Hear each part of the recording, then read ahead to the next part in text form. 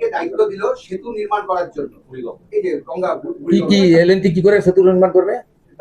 আপনাদের প্রথম কথা বলি, ওটা হচ্ছে জাতীয় জলপথ মুড়িগঙ্গা। মমতা ব্যানার্জিকে আমি চ্যালেঞ্জ করছি, জাতীয় জলপথের এনওসিটা দেখান।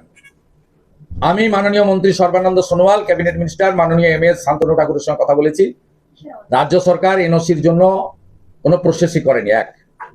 দুই, ব্রিজটা মুড়িগঙ্গার উপরে হলেও তার অ্যাপ্রোচ রোড স্থলপথ দিয়ে হবে।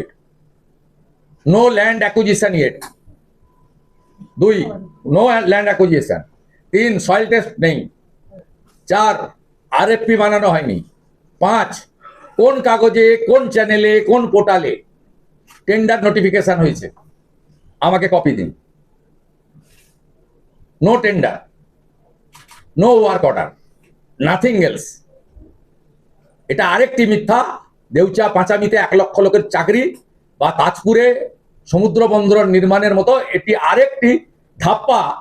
কপিল মুনির আশ্রমে গিয়ে এরকম মিথ্যাচার কেউ করতে পারে, আমি অন্তত কল্পনায় আনতে পারি না।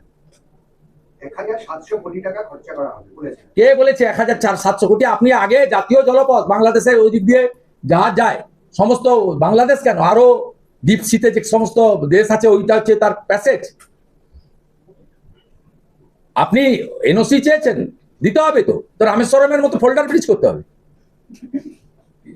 আপনি বলে দিলেই হবে নাকি? আপনি সামনে ভোট করবেন বলে যা খুশি, সাগরে আপনি জিতবেন না। আর ওখানে রামেশ্বরমের মতো ব্রিজ বিজেপি করবে, ভারত সরকারের অর্থে করবে, জাতীয় জলপথ ইনলেট ওয়াটারওয়েজ করবে। আপনি করতে পারবেন না। আপনি ওয়ার্ক অর্ডার নেই, টেন্ডার নেই, জমি অধিগ্রহণ হয়নি, অ্যাপ্রোচ রোডে not a single decimal land acquired by the state government. আপনাদের বলে যাচ্ছে বেমারুম, আপনারাও চালিয়ে যাচ্ছেন। কেন চালাচ্ছেন? আপনারা জানতে চাইবেন না? এই কদিন আগে যে দুর্গাঙ্গনের নামে চিটিংবাজিটা করলো, দুটো লোক 4 কোটি টাকার ল্যান্ড ফিলিং করে দিল, পেমেন্ট নিয়ে নিল। সেখানে মুসলিম ল্যান্ড ওনাররা আপত্তি করলো। ওয়ান ফাইন মর্নিং ওখানে প্যান্ডেলটা পড়ে আছে, আরেকটা জায়গায় প্যান্ডেল বাঁধিয়ে জেসিপি দিয়ে নোংরা পরিষ্কার করে আলো জ্বালিয়ে দিয়ে ফাউন্ডেশন স্টোন লেইং করে দিল। No tender, no work order, no design, nothing else. এরকম তো কোনো রাজ্য হয় না, তো হইই হবে। এই জন্যই তো ক্যাগ বলে গেছে। কদিন আগে ক্যাগ রিপোর্ট হাইকোর্টে মালদায় এসেছে, 100 কোটি টাকা দুর্নীতি হয়েছে শুধু বন্যার ত্রাণে। এই যে আজকে chargesheet CBI, municipal recruitment scam, শুধু একা কামারহাটি মিউনিসিপ্যালিটিতে 200টা ঢুকিয়েছে, ইনক্লুডিং সুজিত বোসের 2 শালিকা।